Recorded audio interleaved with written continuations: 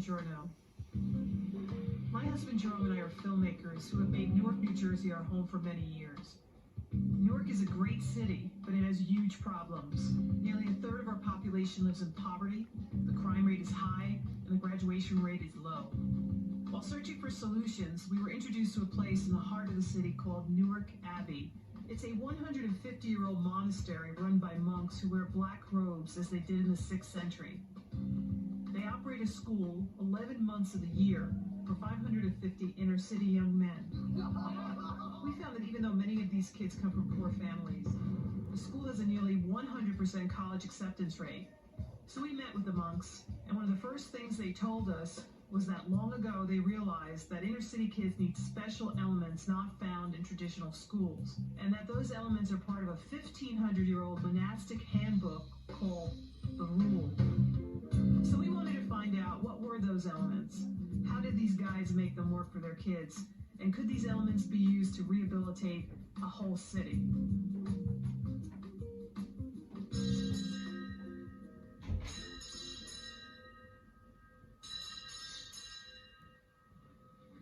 There's something about a city monastery was very appealing to me. I'm African American and I come from Newark. And I felt that being here in the midst of everything, I thought would be kind of cool, you know, being a monk in the hood. Typical monasteries are in the country, up on a hill. We're on a hill, but in the middle of an urban city. And sometimes I feel like we're in the real world. Here in downtown Newark, you see everything. When a young man comes to St. Benedict's Prep, they're not just coming to any old school, they're coming to a monastery. And they learn the Benedictine values. Because they need it. New Jersey has spent $12 billion on education in Newark. Does it seem like they've spent $12 billion on education in Newark?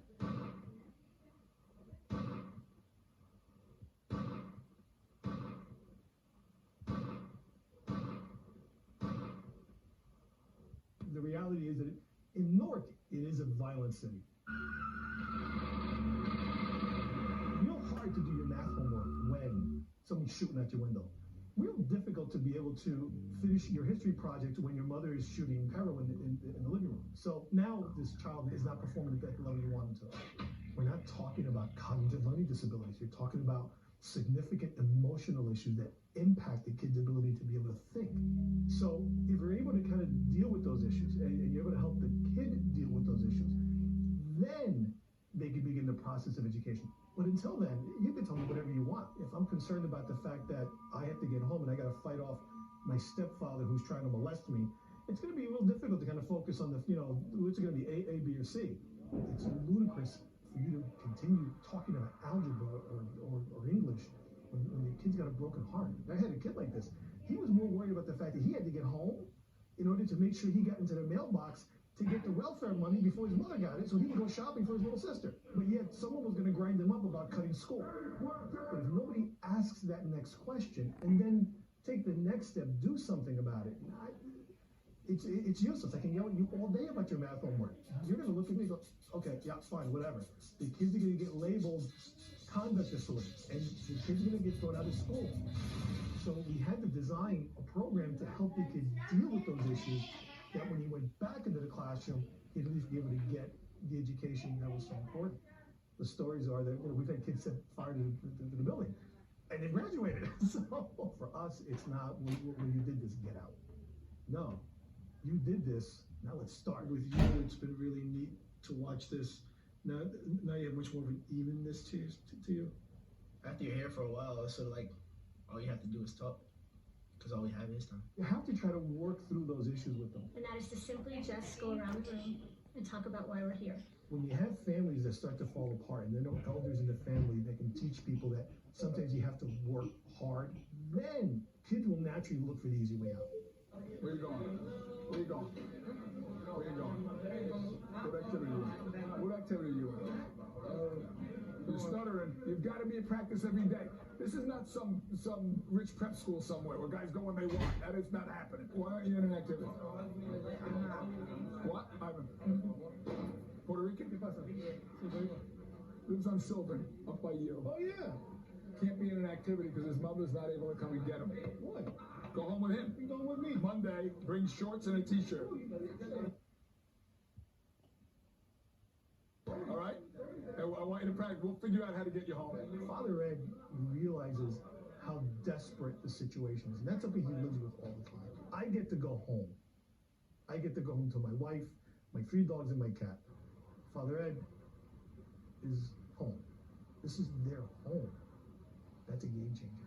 When you end up working with kids so closely, the bond that occurs a lot of times between the kid and Father Ed is one of father and son. You need to work. You're going to live at home, sleep until 1, and then do what? Nothing. The problem is you're talking about 2 different perspectives. You have Father Ed's perspective of growing up with his father, and if you listen to him tell stories, a powerful figure in his life, a present figure in his life. And then you have the kid who has no father. The only dynamic this kid knows, the only thing they know about men is that men leave. That's what they know. And now you got Father Ed. So what ends up happening is it sparks begin to fly. The kid who's now in fear, and the fear comes out as anger. I'm not going to do this. You can't make me do this. And now the fighting starts. And that's when I get called. I come in with the body armor. Come on, let's go. Let's talk about what happened. We're going to process it. And then peeling that apart with the kid. It's a powerful moment for the kid because I'll ask that question of, what's your father? What's going on? I don't know where he is. But she's curious. You were just talking to Father Ed. And what was that dynamic like? And suddenly that light bulb is going to go off. What happened? Because the first semester I'm looking at F. Chris is about to get thrown out of school. His mother was getting remarried, and that was going into the mix of his issues. But my main concern is his safety. If he goes to public school, now I'm going to be worried. This kid is going to get shot because if he throws one of those tantrums, he throws with us and he throws at school. Like no kid is going to just walk away from him. One kid is going to just punch him or just get the knife and stab him. There's no clear picture of where's home. There's no clear picture of where's home. Sometimes home is grandpa's house. Sometimes home is where we live. Who's making those decisions? Yeah, I go home, but when I have to stay at my grandpa's house, like if I'm going to the beach with my brother or something the next day, then I don't want to wake up and. Who's deciding that? You're just like an independent operative here. You're just doing what you want to do, but you're living in a community. You got other people whose lives touch your life, right? You kind of appear and disappear when who wants to. Well, you can't live that way. I can't live that way. They can't live that way. He can't live that way. How come you What can? he's thinking is that we're stealing from his life. Because he says that he's young and that he needs to have fun and that he needs to go out with his friends. Who told you that? Who told you you're supposed to have fun? Who said that? What? Everybody else has to work their behinds off around you, providing the house. Who's feeding you? Okay. Who's paying the mortgage or the rent? Where do you get the clothes? Okay. So you get to have fun. They got to break their backs. You got to be kidding me. I'm supposed to have fun. What are they supposed to have? Misery. You have your father drinking again, and we have you with no high school.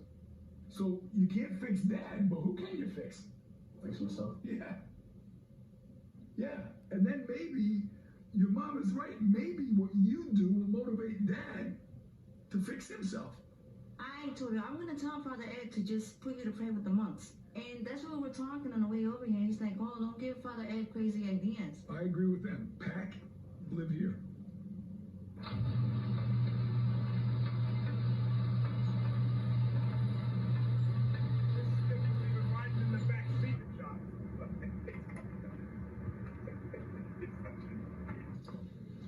Sounds pretty good.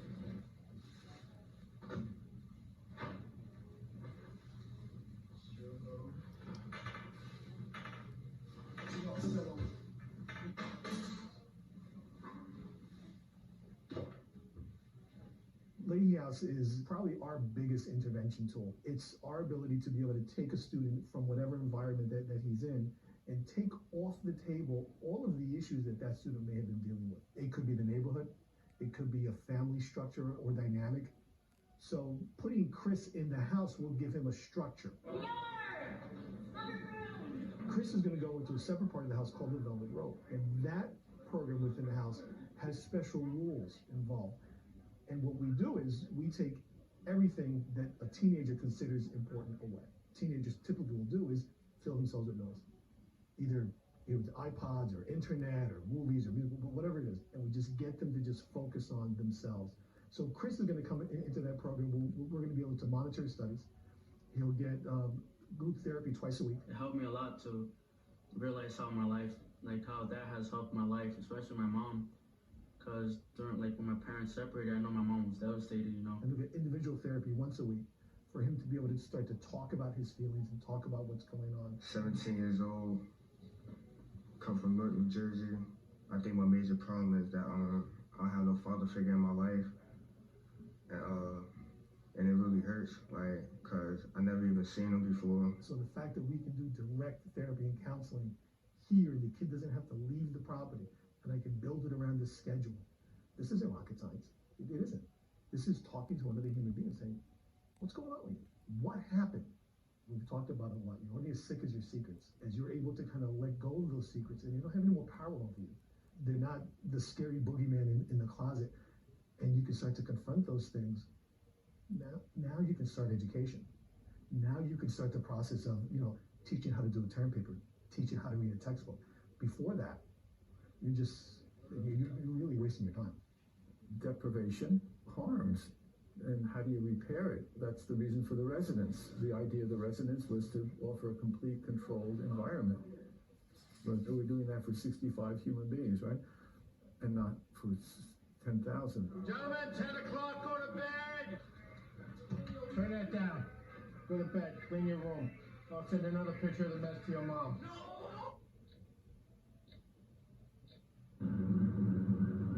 Especially because of the rule, which permeates everything we do, especially as alums. I grew up around monks who understand that sticking together, honesty, stability, all those things are real and matter. We want to make sure we're here, and most of the kids who are coming from the neighborhood. There's a certain prophetic stance that we took as a result of choosing to be here in 1968, and that is to confront the sin of racism.